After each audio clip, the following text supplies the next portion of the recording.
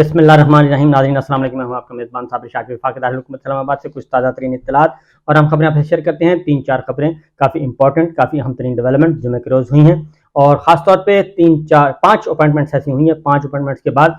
ہم بخوبی اندازہ لگا سکتے ہیں کہ آنے والے دن کیسے ہوں گے اور کس پر کتنے بھاری گزریں گے. اس کی وجہ یہ کہ عمران خان صاحب تو ایک فیصلہ کر چکے ہیں اور وہ طویل قیام کا ارادہ رکھتے ہیں، اور وہ کہہ چکے ہیں کہ مجھے جتنا عرصہ بھی آپ جیل میں رکھنا چاہتے ہیں رکھ لیں، اور میں جیل میں رہنے کے لیے تیار ہوں، لیکن کمپرومائز نہیں کروں گا، کسی قسم کا سمجھوتا نہیں کروں گا. اور یہی وجہ ہے کہ اب ذرا چیزیں کھل کر سامنے آ رہی ہیں. وہ اسکرپٹ جو ہے، ہڈن اسکرپٹ باجوہ صاحب کا، وہ سامنے آ رہا ہے کہ آخر معاملات کیا تھے جس وجہ سے یہ سب کچھ اتنا زیادہ کشیدگی اور اتنی زیادہ فاسسٹ جو طرز حکمرانی 15-20 جماعتوں نے مسلط کی، جو کہ آج تک جاری ہے، اور نگراں حکومت بھی اسی ڈگر پہ چل رہی ہے. اور اس کی کیوں ضرورت محسوس ہوئی؟ اس کی وجہ یہ ہے کہ ایک ایونٹ ہوا اسرائیل کا، اور اسرائیل جنگ چل رہی ہے، اور اس میں خلاف معمول، خلاف توقع اور حیران کن طور پہ پاکستان کی پالیسی بالکل ڈیفرنٹ ہے، اور سائلنس زون میں پاکستان اس وقت ہے. پاکستان بالکل خاموش ہے اور کسی قسم کی کوئی ایکٹیویٹی اور ایکٹیولی اور ایگریسولی پارٹیسپیٹ بھی نہیں کر رہا. ایگریسولی تو خط بہت دور کی بات ہے، ایکٹیو بھی نہیں ہے، اور جو کچھ بھی ہو رہا ہے وہ پردے کے پیچھے پیچھے انتہائی خاموشی سے ہو رہا ہے. اور پاکستان واحد ملک ہے جو کہ مکمل طور پہ اس سے خاموش، لا تعلق، ہمارے حکمران خاموش، لا تعلق. اور اگر کوئی سٹیٹمنٹ دے بھی رہے ہیں، اور کاکڑ صاحب کی جو سٹیٹمنٹس آئیں وہ بھی ٹلٹ ہے اس طرف جس طرف نہیں ہونا چاہیے، کیونکہ ابھی تک جو پاکستان کی ایک قومی سلامتی پالیسی ہے، قومی سلامتی پالیسی کے اور خارجہ پالیسی کا جو اہم جزو ہے وہ آزاد فلسطین ریاست کے بغیر اسرائیل کے ساتھ کسی قسم کے تعلقات کو معمول پہ لانا بالکل بھی نہیں ہے. لیکن اس لڑائی میں ہم دیکھ رہے ہیں کہ اقوام متحدہ تڑپ رہا ہے. سلامتی کونسل کے 2 اجلاس ہو رہے ہیں، اور امریکہ اور برطانیہ اور اسرائیل کو وہ کامیابی حاصل نہیں ہو رہی جو کہ وہ کرنا چاہ رہا ہے. وہاں پہ اس کو سفارتی طور پہ ناکامی کا سامنا ہے. طاقت ان کے پاس ہے، طاقت وہ استعمال کر رہے ہیں، اور مائٹ از رائٹ بالکل چل رہا ہے. لیکن اس کے برعکس جو ہے ان کو سفارتی سپورٹ اس طرح سے نہیں مل رہی، اور بہت ساری ڈیولپمنٹس ہو رہی ہیں. سب سے پہلے تو ذرا اقوام متحدہ کا میں آپ کو بتا دوں کہ اقوام متحدہ کے ماہرین کا ایک اہم اجلاس ہوا، اور اس اجلاس میں اسرائیل کے مسئلے پہ، اور اس میں جو چیزیں، جو امپورٹنٹ پوائنٹس سامنے آئے، اس کے اکارڈنگلی غزہ پر اسرائیل کے مہلک حملے اجتماعی سزا کے مترادف ہیں، اور اقوام متحدہ انسانی حقوق ماہرین کی اسرائیل فلسطین کے بڑھتے ہوئے تنازع کی مذمت اور یہودی ریاست غزہ کی امداد روک کر اجتماعی سزا کے ذریعے جنگی جرائم کا ارتکاب کر رہی ہے. یہ اقوام متحدہ کہہ رہا ہے، کوئی اور نہیں کہہ رہا. یہ صورتحال پہلے ہی دونوں طرف کے 2500 افراد کی جانیں لے چکی ہے، اور معصوم شہریوں کو نشانہ بنانا جنگی جرم کے مترادف ہے. یہ UN کہہ رہا ہے، یہ اقوام متحدہ کہہ رہا ہے. اور اقوام متحدہ ماہرین کا غزہ میں انسانی بحران فاقہ کشی کے خطرے کے بارے میں تشویش کا اظہار کیا ہے، اور غزہ اب اسرائیل کی طرف سے مکمل ناکہ بندی کا شکار ہے، اور غزہ اب خوراک، پانی، بجلی، گیس، طبی مسائل اور طبی وسائل سمیت ضروری سامان ختم ہونے کے دہانے پر ہے. اقوام متحدہ خبردار کر رہا ہے، پوری دنیا کو کر رہا ہے. امداد غزہ کے محصور انکلیو کے 2.3 ملین مکینوں تک نہیں پہنچ پا رہی، یعنی کہ جو باہر سے امداد بھی جا رہی ہے وہ بھی نہیں پہنچنے پا رہی، اور 23 لاکھ لوگ اس وقت موجود ہیں ادھر، جو کہ 2.3 ملین وہاں پہ ہیں، جو اس وقت بہت ہی مشکل حالات اور ایک اور انسانی المیہ جنم لے سکتا ہے. جنگ کی تباہی کے تو ہم مناظر دیکھ ہی رہے ہیں، کس طریقے سے سب کچھ نظر آ رہا ہے اس میں. لیکن ایک اور انسانی المیہ کہ جو لوگ جنگ نہیں چاہتے، جو کہ سویلین ہیں، معصوم ہیں، بچے ہیں، خواتین ہیں، بوڑھے ہیں، ان کے لیے جو امداد جاری ہے وہ امداد بھی ان تک نہیں پہنچنے دی جا رہی. 2,20,000 بے گھر افراد اقوام متحدہ کی ایجنسی برائے فلسطین پناہ گزینوں میں پناہ کی تلاش میں ہیں، اور بے گھر فلسطینی اقوام متحدہ کے زیر انتظام سکولوں میں پناہ کی تلاش میں ہیں. اقوام متحدہ یہ کہہ رہا ہے، خبردار کر رہا ہے، اور اقوام متحدہ کے انسانی ادارے غزہ کی آبادی کی مدد کے لیے اپنی پوری کوشش کر رہے ہیں، اور UN کا ورلڈ فوڈ پروگرام بے گھر افراد کو خوراک اور امدادی سامان پہنچانے کے لیے مل کر کام کر رہا ہے. اقوام متحدہ کے اب تک 12 اہلکار اس تنازع کے درمیان ہلاک ہو چکے ہیں. یہ امپورٹنٹ جو ہے کہ اس میں وہ بھی جو ریسکیو کا کام کر رہے ہیں وہ بھی نشانہ بن رہے ہیں، جو امداد کا کام کر رہے ہیں وہ بھی نشانہ بن رہے ہیں. اور اقوام متحدہ کے ماہرین کی غزہ میں فلسطینی شہریوں کے خلاف اسرائیل کی اندھا دھند حملوں کی مذمت، غزہ میں 6,50,000 سے زائد افراد پانی سے محروم ہیں۔ اس سے بڑا المیہ کیا ہو سکتا ہے؟ غزہ میں طبی سامان کم ہو رہا ہے، بجلی کی قلت کے باعث ہسپتالوں کو خطرات لاحق ہو گئے اور ہسپتال اس وقت اٹے پڑے ہیں، ہسپتالوں میں کوئی گنجائش نہیں۔ ایون وہاں پہ جو رپورٹنگ کرنے کے لیے جا رہے ہیں جی لوگ، جو جرنلسٹ جاتے ہیں، کیمرہ مین، کیمرہ ٹیمیں جاتی ہیں، صحافی جاتے ہیں، وہ بھی اس قدر وہاں پہ مظالم اور اس قدر وہاں پہ اندھوناک مناظر دیکھنے میں آتے ہیں، انسانی غلبے نظر آ رہے ہیں کہ وہ بھی روئے بغیر نہیں رہ سکتے، ان کے بھی آنسو نکلتے ہیں اور وہ بھی وہاں پہ روتے ہیں۔ اس طرح سے بچے، خواتین جو ہیں وہ زیادہ تر بچے بیچارے، تو اس لیے اسی طریقے سے ایک فلسطینی جرنلسٹ کی جو ہے ویڈیو آ گئی ہے، وہ آخر میں وہ بتا بھی رہا ہے کہ اس کے گھر پہ ہو رہی ہیں جی حملہ بھی ہو گیا ہے اور بمباری بھی ہو رہی ہے، سب کچھ ہو رہا ہے اور میزائل داغے جا رہے ہیں، تو وہ سارے کا سارا وہ بتاتے ہوئے وہ خود بھی شہید ہو گیا اور خود بھی، اور اس نے اپنا گھر نہیں چھوڑا۔ تو یہ ساری چیزیں ہو رہی ہیں، تو امداد کے بغیر وہ کہتے ہیں جی ہسپتال جلدی مردہ خانے میں تبدیل ہو سکتے ہیں۔ یہ بہت ہی انتباہ جاری کیا انہوں نے کہ سامان کم ہو رہا ہے، اسپتالوں کو خطرات لاحق ہیں، اور ریڈ کراس نے انتباہ جاری کیا ہے کہ فوری امداد کے بغیر ہسپتال جلدی مردہ خانے میں تبدیل ہو جائیں گے، اور اسرائیلی حکومت کے غزہ میں امداد کی اجازت نہ دینے کے فیصلے نے بحران کو مزید بڑھا دیا ہے۔ یہ ہے اس وقت کی سچویشن، اور لیکن ہم جو ہیں بالکل جی اس سے لا تعلق ہیں ابھی تک، تو کیونکہ پاکستان کا میڈیا اس پہ ضرور شور و غوغا کر رہا ہے اپنے تئیں، اور لیکن اس سے آگے کچھ نہیں۔ اس کی وجہ یہ ہے کہ یہ 76 سالوں میں پہلی دفعہ دیکھا ہے کہ فلسطین کے اور اس تنازع کے لیے مظاہرہ ہوا، فلسطینی اظہار یکجہتی کے لیے جمعے کے روز پاکستان تحریک انصاف نے اناؤنس کیا تھا، اور جماعت اسلامی اس سے پہلے کر چکے، لیکن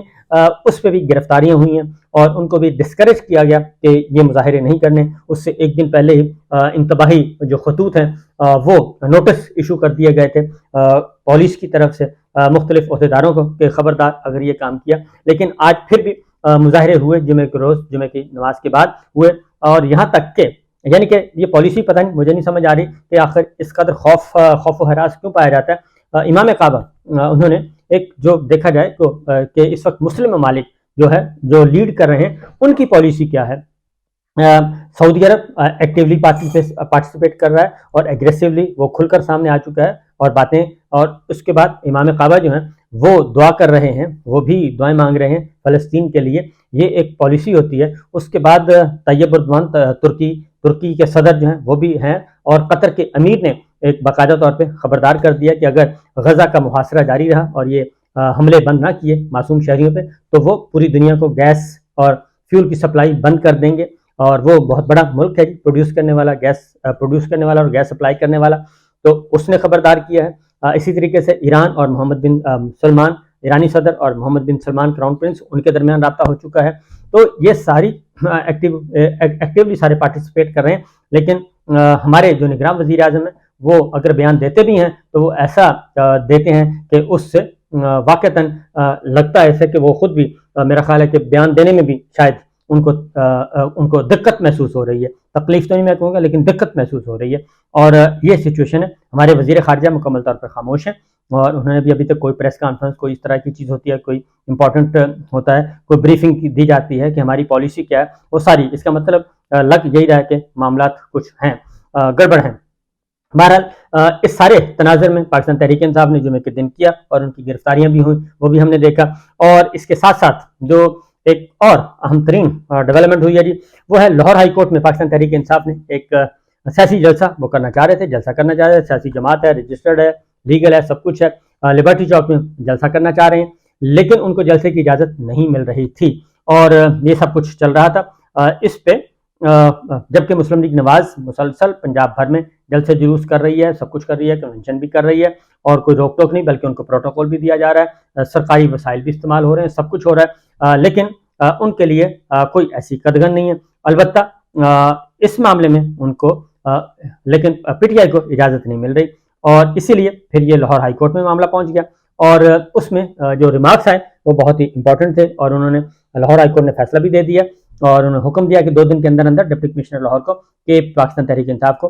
کسی بھی متبادل جگہ پہ آپ جلسے کی اجازت دیں، اور اگر جلسے کی اجازت نہیں دینی، پی ٹی آئی کو نہیں دینی، پھر کسی بھی سیاسی جماعت کو آپ نہ دیں، کیونکہ یا تو پابندی سب پہ لگائیں یا پھر کسی پہ بھی پابندی نہیں ہونی چاہیے۔ اس میں جو چیز سامنے آئی ہے، پی ٹی آئی کو لبرٹی میں جلسہ کرنے کی اجازت نہیں دے سکتے، وہ کہتے ہیں جی کیونکہ 9 مئی کا واقعہ لبرٹی سے شروع ہوا تھا، اس لیے ہم اس جماعت کو وہاں کچھ بھی کرنے کی اجازت نہیں دے سکتے۔ ڈی سی لاہور کا عدالت میں یہ جواب آیا، اگر لاہور میں تحریک انصاف کو جلسہ کرنے نہیں دیا جا سکتا تو پھر لاہور میں کوئی اور جماعت بھی جلسہ نہیں کرے گی، یہ لاہور ہائی کورٹ نے کہا۔ جی لاہور ہائی کورٹ نے یہ بھی کہا کہ تحریک انصاف کو 72 گھنٹوں میں جلسے کے لیے متبادل جگہ دیں، اور اگر متبادل جگہ پر بھی سیکورٹی خدشات کے باعث تحریک انصاف کو اجازت نہیں دی جا سکتی تو پھر کسی بھی سیاسی جماعت کو جلسہ کرنے کی اجازت نہیں دی جائے گی۔ اور یہ لاہور ہائی کورٹ نے ڈپٹی کمشنر کو کہا ہے، اور اس کی وجہ یہ ہے کہ لاہور ہائی کورٹ نے یہ بھی کہا جسٹس شیخ نے کہ معاملہ یہ ہے کہ